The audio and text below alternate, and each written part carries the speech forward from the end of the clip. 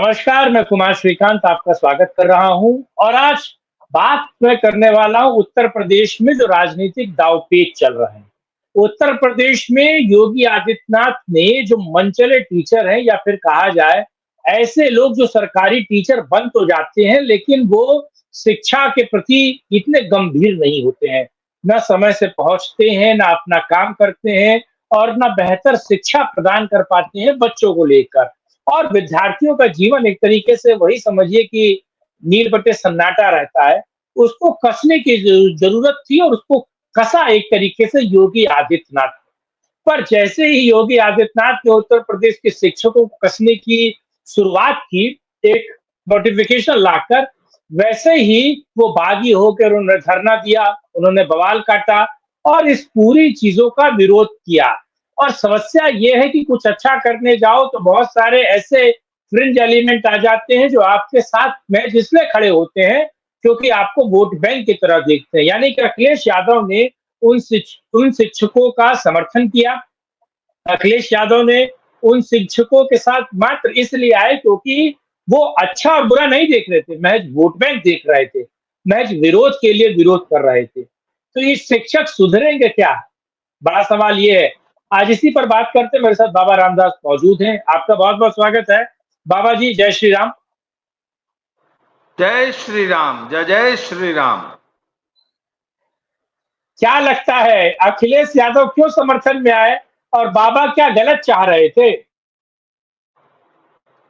चलिए, इस विषय पे आगे बात करने से पहले मैं आपको ना आपके दर्शकों को एक एकदम सच्चा किस्सा सुनाता हूं।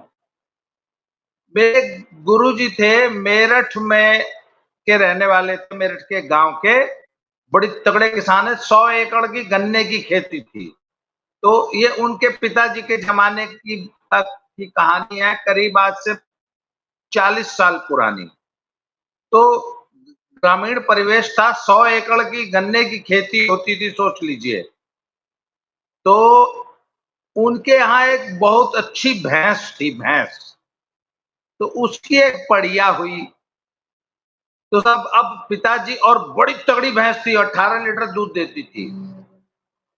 तो सब पिताजी को बड़ा चाव हुआ, बहुत चाव हुआ उनको। तो उन्होंने जो है उस बढ़िया को खूब दूध पिलाना शुरू किया। मतलब 2 थन दूध पिला देते थे दिन भर में। अब 18 लीटर दूध की भैंस थी, 2 थन बढ़िया पीती थी।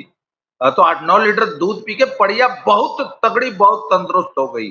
बहुत जबरदस्त भैंस वो बढ़िया बनी। फिर जब 1.5-2 साल 3 साल की हुई तो भाई अब उनको चिंता हुई कि अब इसको जो है, जो हीट में आके गाभिन हो जाना चाहिए।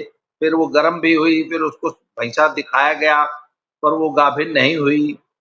1 बार नहीं हुई, 2 बार नहीं हुई, 4 बार नहीं हुई, 8 बार नहीं हुई। इस तरह वो उनके खूंटे पे खड़ी-खड़ी 5, 6, 7 साल की हो गई। अब उनके घर में चर्चा चलने लगी कि अरे ये हमने ठाठ खड़ी कर रखी है, इसका क्या किया जाए। तो उनके 2 बड़े भाई थे जो कि खेती किसानी करते थे, उन्होंने कहा कि अरे यार इसको हटाओ खूंटे से। तो जो पिताजी थे वो कहते थे कि अरे यार तुम समझते नहीं हो, अगर ये खूंटे से हटी तो ये सीधे फिर स्लॉटर हाउस जाएगी। इसलिए वो उसको खूंटे से हटाते नहीं थे और इधर लड़के बार-बार जोर देते थे कि भैंस हटाओ, भैंस हटाओ, भैंस हटाओ, बढ़िया को हटाओ। तो उन्होंने कहा यार हटाएंगे नहीं, एक काम करो। तो उनके यहाँ गन्ने की का सीजन था, तो उन्होंने बोला चलो इसको बुग्गी में जोत दो।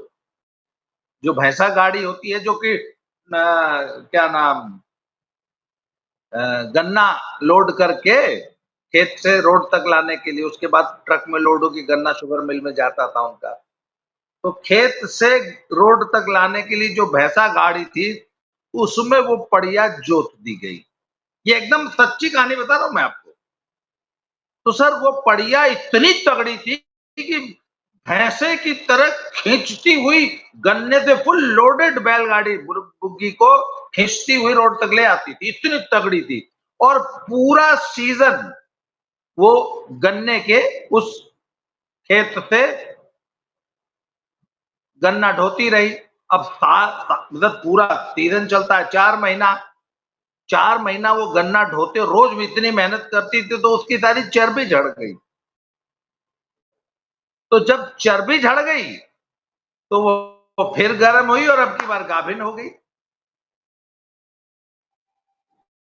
वो गाभिन इसलिए नहीं हो रही थी, टिक इसलिए नहीं रही थी क्योंकि उसके शरीर में चर्बी बहुत ज्यादा थी। चर्बी। तो जब वो 4 महीने की जो बुग्गी झोटा गाड़ी में जो उसने 4 महीने मेहनत की ना, तो उसकी चर्बी झड़ गई और चर्बी ही उसकी दुश्मन थी। फिर वो गाभिन हो गई तो उसने भी बहुत सुंदर बच्चा दिया और गुरुजी बताते थे कि 14-15 साल हमारे यहाँ वो जो है उसने दूध दिया। तो सर हमारे जो प्रदेश के जो सरकारी मास्टर है ना, इनको एक बड़ी शिकायत रहती है कि हमसे शिक्षणेतर काम बहुत लिया जाता है कि पढ़ाई लिखाई के अलावा कभी हमको जनगणना में लगा देंगे, तो कभी हमको बीएलओ बना देंगे, तो कभी इस काम में लगा देंगे, तो कभी उस काम में लगा देंगे। तो मैंने अपने एक सरकारी मास्टर मित्र से बताया कि देखो भैया, सरकार भी जानती है कि तुम सब पढ़ाते उड़ाते तो हो नहीं किसी को एक अच्छा, तुम्हारा पढ़ाया हुआ छात्र अपना नाम नहीं लिखना जानता, तुम्हारी परफॉर्मेंस क्या है। मतलब तुम वह भैंस हो जो खरीद के आई 1 लाख की और पाव भर दूध देती है, तुमसे अच्छा दूध 3,000 की बकरी देती है। तो सरकार को ये बात पता है और पढ़ाना लिखाना तो तुमने है नहीं। अब आखिर तुमको अगर खूंटे से हटा दे तो तुम जानते हो कहां जाओगे, सीधे स्लॉटर हाउस जाओगे, उनकी पड़िया की तरह। सरकार ये बात जानती है। अच्छा, सरकार ये जानती है कि कुल पढ़ाई लिखाई तो कराएंगे नहीं, तो इनसे चलो बाकी कुछ अन्य काम ले लो। तो मैंने कहा तुम लोगों से तो नालियां साफ करानी चाहिए गांव की, क्योंकि पढ़ाना लिखाना तो तुमने है नहीं। तो अबे कुछ तो आखिर how would you justify that 1 lakh salary. तो सर ये बड़ी कड़वी सच्चाई है हमारे समाज की कि हमारे ये सरकारी स्कूल के टीचर लाख रुपया सैलरी लेते हैं, परंतु इनके पढ़ाए हुए छात्र अपना नाम हिंदी में नहीं लिख सकते। मैं आज एक गारंटी आपसे मैं एक शर्त लगाने को तैयार हूं कि 100 सरकारी मास्टरों के कक्षा 5 के छात्रों का से आशीर्वाद शब्द की डिक्टेशन दीजिए कि बोले बेटा आशीर्वाद लिख दो, मधुमक्खियां लिख दो। अगर 5वीं 6ठी का बच्चा लिख देगा तो मैं आप जो कहेंगे मैं वो बाजी हार जाऊंगा। तो ये तो इन टीचरों की परफॉर्मेंस है, ये इनका पढ़ाई का स्तर है। अच्छा वो छोड़ दीजिए, इस प्रदेश के ज्यादातर टीचर खुद आशीर्वाद और मधुमक्खियां नहीं लिख सकते।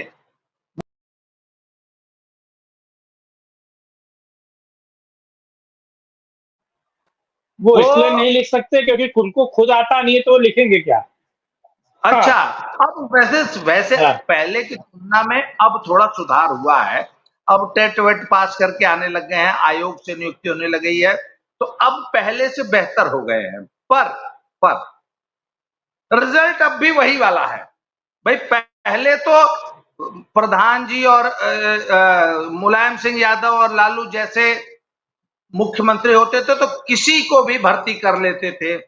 अब आयोग से भर्ती होके आ रहे हैं। अच्छा एक बात बताइए ना, पहले आपके यहाँ एक देसी भैंस थी, जैसे नहीं होती गांव में, वो 1 किलो दूध देती थी। अब आप पंजाब से मुर्रा खरीद के लाए 3 लाख की, दूधवा तो वो 1 किलो दे रही है। आपके सामने 2 भैंस दिखाई जाए मेले में कि भैया ये 5,000 की है, ये 1 किलो दूध देगी, ये 3 लाख की है पर ये भी 1-1 किलो दूध देगी, तो आप किसको लेंगे? आप बताइए। तो ये सब जो नयका जो आए हैं, सस्ती हो। पास है, अच्छा, ये सब टेट पास है, आयोग से नियुक्ति होके आए हैं, 1 लाख रुपए तनख्वाह पा रहे हैं, पर नेट रिजल्ट तो इनका भी 0 है, उसी जैसा है। PARROT पर्राट माने कबूतर। है? वो कहते हैं नहीं, वो पुरानी बात हो गई, जब आप लोग संडे मंडे का स्पेलिंग पूछता था तो नहीं मास्टर लोग पाता था, आज का मास्टर बता देगा संडे मंडे। अरे मैंने कहा चलो मास्टर को आता अच्छा। है, आज के मास्टर को संडे मंडे आता है, पर उसके बच्चे को तो आज भी नहीं आता, पर उसके छात्र को। अब हमारे एक मित्र हाँ, हैं, सो तो वो है। कहते नहीं 1981 की सेवा नियमावली में ऐसे कैसे आप जो है ऑनलाइन अटेंडेंस लगाने के लिए बोल देंगे और तनख्वाह काट लेंगे। अरे सेवा नियमावली क्या ये कहती है कि आप समय से विद्यालय नहीं आएंगे? आप सेवा नियमावली की आड़ में छुपेंगे कि हम जो है ऑनलाइन अटेंडेंस नहीं लगाएंगे? जी, आप कुछ पूछ रहे थे। मैं ये पूछ रहा हूँ अखिलेश क्यों साथ खड़े हो रहे हैं? ये जो मुराद भैंस खरीद के लाए हैं पंजाब से, इनके साथ अखिलेश क्यों खड़े हो रहे हैं? उनको भी पता सर है कि ये अखिलेश, साला ये दूध देने वाली गाय नहीं है। हाँ। अखिलेश यादव जैसे नेता अपने वोट बैंक के लिए इस देश को बेच के खा जाएंगे। अखिलेश और अखिलेश के पिताजी वही है ना जिन्होंने कहा था कि बच्चों पढ़ने की जरूरत नहीं है, खाली फार्म भर दो और समाजवादी पार्टी का काम करो, पास होने की चिंता मत करो, पास हम कर देंगे। ये वही लोग हैं ना जिन्होंने शपथ लेते ही 20 मिनट के अंदर नकल अध्यादेश हटा दिया था। ये वही लोग हैं ना जिन्होंने शिक्षा मूत्रों को भर्ती किया था, जिनको एबीसीडी लिखना नहीं आता था, उनको रेगुलर नियुक्ति दे हाँ। रहे थे तो हाईकोर्ट से रुकी वो नियुक्ति। इनके शिक्षा हाँ। मूत्रों और इनके टीचरों की भर्ती गांव के प्रधान किया करते थे। ये वही लोग न हैं। तो इनको प्रदेश की शिक्षा से कोई मतलब ही नहीं है। वो तो चाहते हैं कि प्रदेश जितना देखिए अखिलेश का यादव वोटर, अखिलेश का मुसलमान वोटर जितना अनपढ़, जितना जाहिल रहेगा तभी तो इनको वोट देगा। अखिलेश की राजनीति के लिए उसके वोटर का जाहिल होना हाँ, अनिवार्य है। बहुत जरूरी है। तो वो तो चाहते हैं, ये तो आप वो सही कह रहे बल्कि वो कहते थे कि टीचरों से पढ़ने की जरूरत नहीं है बेटा, स्कूल्स का लाने की जरूरत नहीं है, चिंता मत करो, हम पास करवाऊंगा नकल मार के। नकल माफिया का पूरा पोषण इसी समाजवादी पार्टी का तो है। कल्याण सिंह ने तो 1990 में ही इस प्रदेश में पढ़ाई लिखाई का माहौल बना दिया था। कल्याण सिंह ने, राजनाथ सिंह ने इस प्रदेश की पढ़ाई लिखाई को चौपट करने वाला कौन है? मुलायम सिंह। तो मुलायम सिंह के बेटे से आप क्या उम्मीद करते हैं?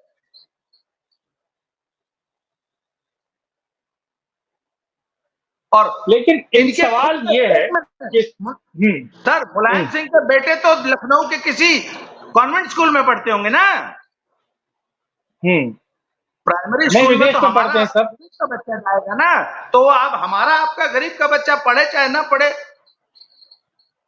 उनके पास तो अरबों नहीं खरबों रुपया है, वो तो ऑस्ट्रेलिया भेज देंगे अपने बच्चों को पढ़ने। प्राइमरी स्कूल में तो मेरा आपका बच्चा पढ़ना है, गरीब आदमी का बच्चा पढ़ना है। तो वो अच्छा, एक आपके और बच्चे चीज की सुनिए पढ़ाई ना। चिंता क्यों करेंगे? नहीं, एक मिनट। कहा जाता है कि ऑस्ट्रेलिया से अखिलेश पढ़कर आए हैं, लेकिन पिछले 2 बार से एफिडेविट में वो ऑस्ट्रेलिया वाला लगाते नहीं है। एफिडेविट योग्यता देते हैं ना, उसमें ऑस्ट्रेलिया का नाम का जिक्र नहीं करते, बल्कि कर्नाटक वाला जहां से उन्होंने इंजीनियरिंग की है कि क्या किया है उसका जिक्र करते हैं।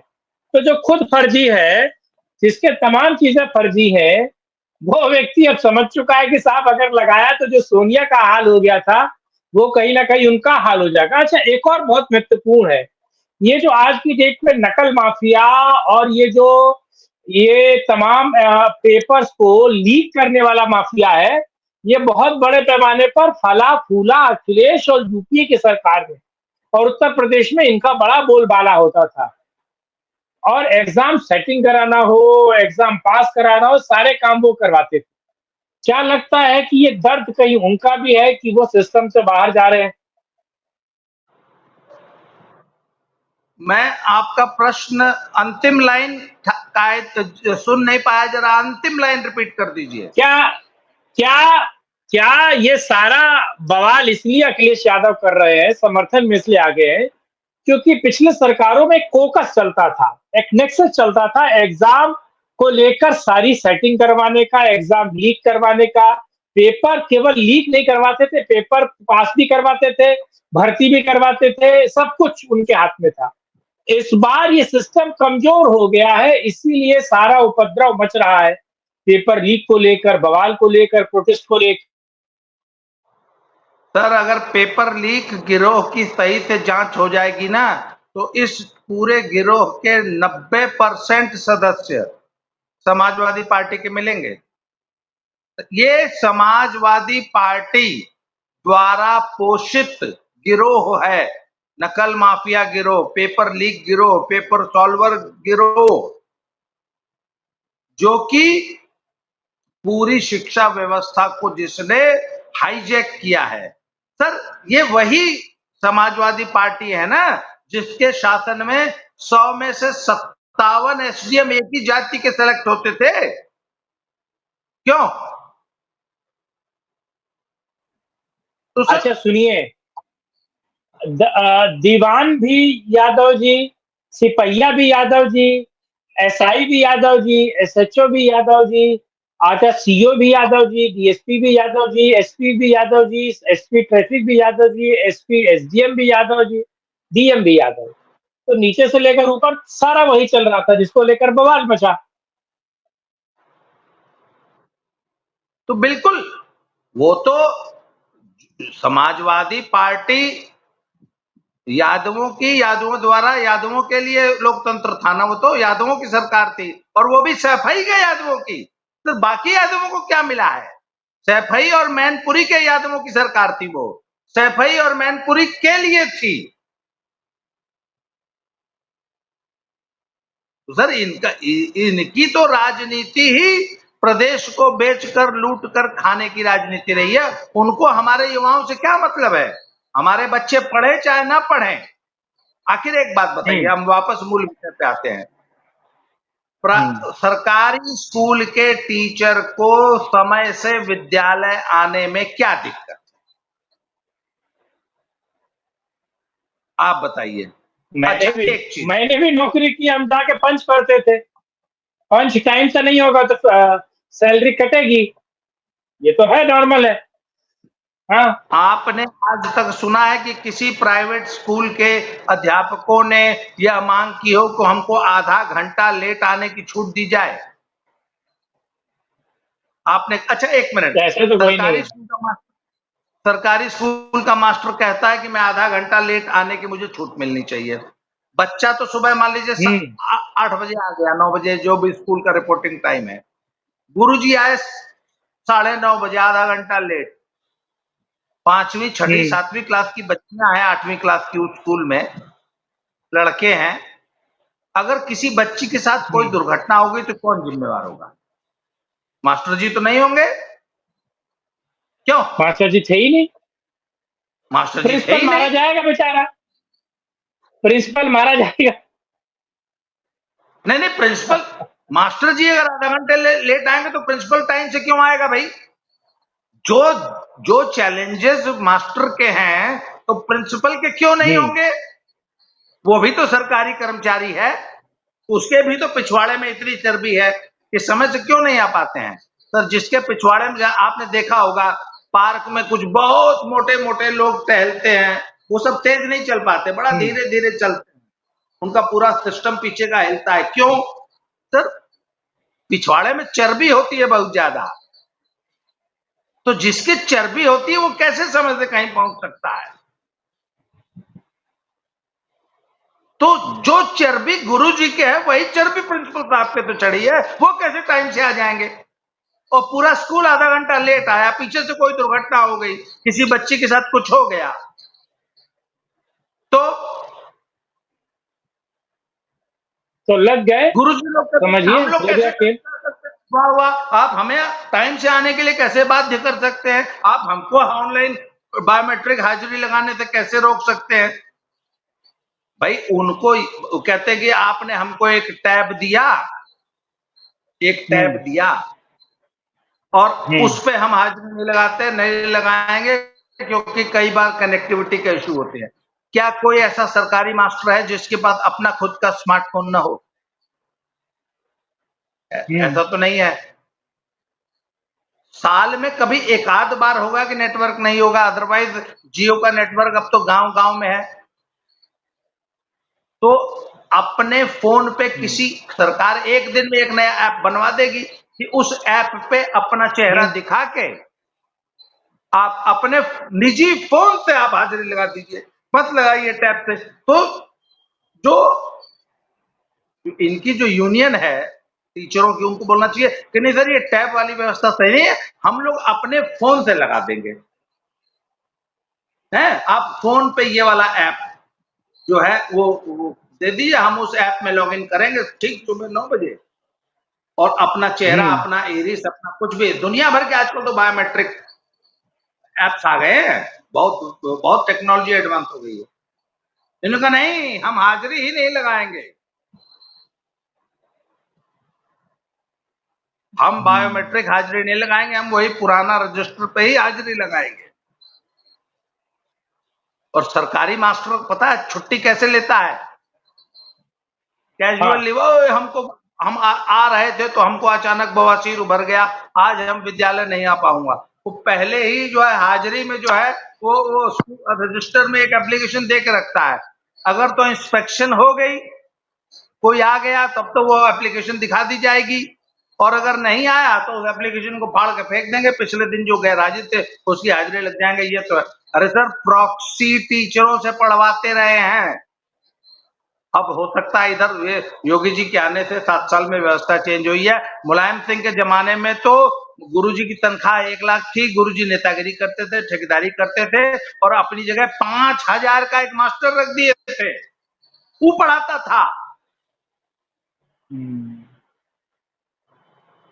और मुझे एक बात बताइए, आज ही अभी मैंने आपके यहाँ ज्वाइन करने से पहले एक पोस्ट लिखी है फेसबुक पे कि मैंने कहा दुनिया का कोई ऐसा आप व्यक्ति देखे होंगे जो अपना प्रोडक्ट खुद इस्तेमाल नहीं करता। इस सरकार, जितने भी प्राइवेट स्कूल टीचर हैं इस देश में, उनके बच्चे उनके अपने स्कूलों में पढ़ते हैं कि नहीं पढ़ते हैं? अगर वो गरीब स्कूल का भी टीचर है, पिता या माता, 5,000 रुपया भी अगर बेचारी एक प्राइवेट स्कूल में पाती है तो उसका बच्चा उसके खुद के स्कूल में पढ़ता है। ठीक, आप एक भी मुझे, एक आध कोई होगा एक्सेप्शन, एक भी सरकारी मास्टर बताइए जिसका बच्चा उसके अपने स्कूल में पढ़ता हो। पहला सवाल। दूसरा, तुम लोग 1 लाख रुपया पाते हो, इसके बावजूद अपने स्कूल में अपना बच्चा नहीं पढ़ाते हो। पढ़ाते कहां हो? उस स्कूल में जिसका मास्टर 20,000 रुपये पा रहा है, 10,000 रुपये पा रहा है, कई बार तो 5,000 रुपया पे पढ़ा रहा है। तुम लाख रुपया पाकर भी वो सर्विस नहीं दे पा रहे हो और अपने बच्चे को अपने स्कूल में नहीं पढ़ा रहे हो, और उस टीचर से पढ़वा रहे हो जो सिर्फ 10,000 रुपया पा रहा है, 20,000 रुपया पा रहा है।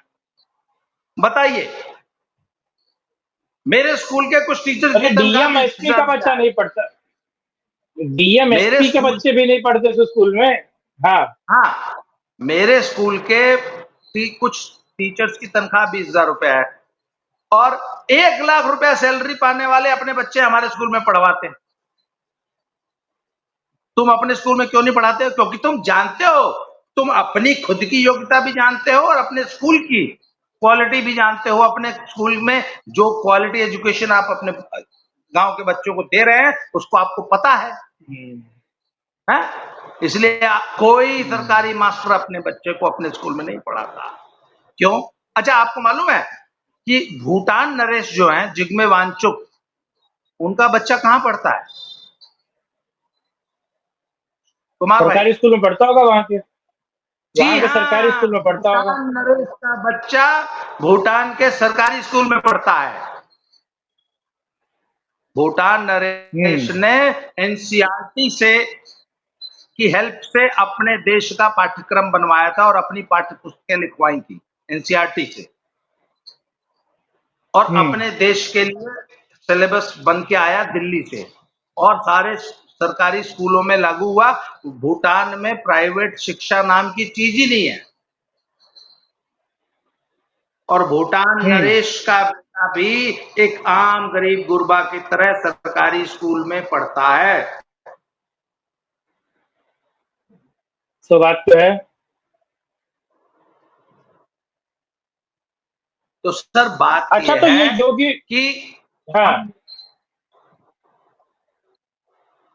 जी जी जी, आप बताइए, आप सवाल पूछिए। नहीं, मैं तो योगी सरकार ने जो बैक किया है, यानी कि जो पीछे गए हैं, वापस पीछे एक तरीके से बैकआउट किया है या फिर इस फैसले को वापस ले लिया है, तो आपको लगता है वो डर गए, झुक गए, या फिर एक सही मौके का इंतजार कर रहा है वापस करने के लिए? उसमें उसमें कोई टेक्निकल मुद्दा आ गया कि इन सबकी सरकारी मास्टरों की कोई 1981 की कुछ सेवा नियमावली है।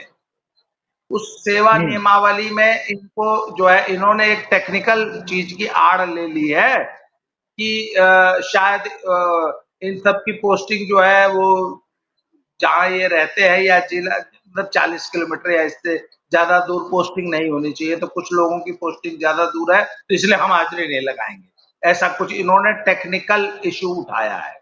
और इनकी 3 मांगे हैं। इनकी 3 मांगे हैं कि हम लोग जो है, हमको पता नहीं कितनी 30 अर्नड लीव दी जाए। सर ये वैकेशनल स्टाफ है, इनको विंटर वैकेशन समर वैकेशन होती है, तो इनकी लीव वहां कवर हो जाती है। इसके अलावा इनको कुछ कैजुअल लीव और कुछ मेडिकल भी मिलती होंगी। तो ये कहते हैं कि अरे उसमें हम लोग को अपनी लीव सैंक्शन कराने में घूस खिलानी पड़ती है, बीएसए और वो सब जो सरकारी अधिकारी है बहुत करप्ट है। ये तो सरकारी ही तो है। हम तो कह रहे हैं कि तुम्हारे पूरे कुएं में भांग पड़ी है, तुम्हारा डिपार्टमेंट चला ऊपर से लेकर नीचे तक। तुम एक बेहद करप्ट, बेहद भ्रष्ट विभाग के हिस्से हो और तुम्हारा विभाग जानता है कि तुम वो हो जो कि 1 लाख रुपया पाता है पर 1 रुपए का भी काम नहीं करता। तो वो तुमको जिंदा रखने के लिए वो स्लॉटर हाउस में तुमको न भेजे। भाई अगर आज तुम्हारे काम की इवैल्यूएशन हो जाए तो 99% टीचरों को, अगर इवैल्यूएशन बेस्ड इनकी नौकरी हो कि भाई आपके काम को हम इवैल्यूएट करेंगे, फिर अगले साल डिसाइड करेंगे कि आपको नौकरी पे रखना है कि नहीं रखना है। क्यों भाई, आखिर इंजीनियर अगर पुल बनाता है तो उसका पुल देखा जाएगा कि नहीं देखा कि भैया 5 साल में कितना पुल बनाया भी बनेगी तो टीचर का इवैल्यूएशन होना चाहिए कि नहीं होना चाहिए कि भाई तुम बिल्कुल 5 होना साल चाहिए, में नहीं होना इतना चाहिए। 60 लाख तनख्वाह लिए हो तो क्या पढ़ाए हो, जरा लाओ तुम्हारे छात्रों को इवैल्यूएट किया जाए और तब तुमको अब आगे नौकरी पे रखना है कि नहीं रखना है। इस तुम्हारे जैसे निकम्मे को उस सरकारी अधिकारी ने या उस सरकार ने नौकरी पे रख रखा है तो उसके बदले में तुमसे 5,000 रुपया ले लेती है घूस। अगर वो भ्रष्टाचार बंद हो जाएगा तो ये सब जो है, तो ये एक भ्रष्ट डिपार्टमेंट का हिस्सा है ये सब लोग। कहीं ना कहीं सही कह रहे हैं, ये सत्य बात है। मुझे लगता है सरकार को कहीं ना कहीं इस पर एक नियंत्रण, यानी कि सीधे आप न गरियाइए, धीरे धीरे कोशिश कीजिए, अलग अलग तरीके से इनको काटल कीजिए और सीधे रास्ते पर लाना बहुत जरूरी है। बहरहाल सर, हाँ, इनका एक ही उपाय है, सुनिए, इनका सिर्फ एक उपाय है, इनको पक्की सरकारी नौकरी मत दो, इनको संविदा पे रखो और बोले 3 साल तक फलाने स्कूल में तुम्हारी पोस्ट, पहले तो इसको नौकरी दो मत, बोले छोड़ो यार रहने दो, तुम तो टाइम से पहुंच नहीं पाओगे, अरे नहीं गांव में बहुत दिक्कत होती है, छोड़ो नहीं रहा तो के नौकरी ना मिली, कहा है अरे तू कैसे पहुंच पा टाइम से, बोला नहीं सर हम 4 साल सिर के बल जाऊंगा, मैं पहुंच जाऊंगा, पहले तो लिखवा लो। उसको बोलो ठीक है 3 साल के लिए तुमको नौकरी दे रहे हैं, 3 साल बाद तुम्हारा इवैल्यूएशन करेंगे, अगर तुम्हारा पढ़ाया हुआ बच्चा हमारे इवैल्यूएशन में खरा उतरेगा तब तुम्हारी नौकरी कंटिन्यू करेंगे, नहीं तो तुमको हटा के किसी और को लाएंगे। भाई एक बात बताइए, आपके काम की इवैल्यूएशन, आप किसी अखबार में पत्रकार हैं तो संपादक एक महीने बाद पूछता होगा, है श्रीकांत बताओ कितना अखबार को खबर लिख के दिए हो, क्या है तुम्हारे? अरे हर 2 दिन में होता था, हर 2 दिन में, हर 2 दिन में। तो इनका इवैल्यूएशन क्यों नहीं होना चाहिए सरकारी अध्यापकों का? है, मुझे लगता है होना चाहिए, होना चाहिए। और जो नहीं काम कर रहा है, जिसका रिजल्ट 0 है, उसको हाँ, छात्रा हाउस क्यों न भेजा जाए? सही बात है। अरे तुम 1 लाख की भैंस हो, पाव भर बकरी से भी कम दूध देती हो। सर, प्राइवेट स्कूल का 5,000 रुपए का टीचर 1 लाख रुपए तनख्वाह पाने वाले सरकारी स्कूल के मास्टर से बेटर रिजल्ट देता है। सो तो है, सो तो है, सही बात। चलिए सर, जी, आपने समय दिया और इस मुद्दे पर आपने बात की, बहुत आपका शुक्रिया। और मैं चाहता हूँ कि किसी और मुद्दे पर भी हम साथ जुड़ें और बहुत जरूर। जल्द एक और वीडियो बनाएं। साथ जुड़ने के लिए, इस मुद्दे पे बात करने के लिए आपको बहुत-बहुत धन्यवाद। फिर मिलते हैं, तब तक के लिए जय हिंद, जय भारत, वंदे मातरम, नमस्कार।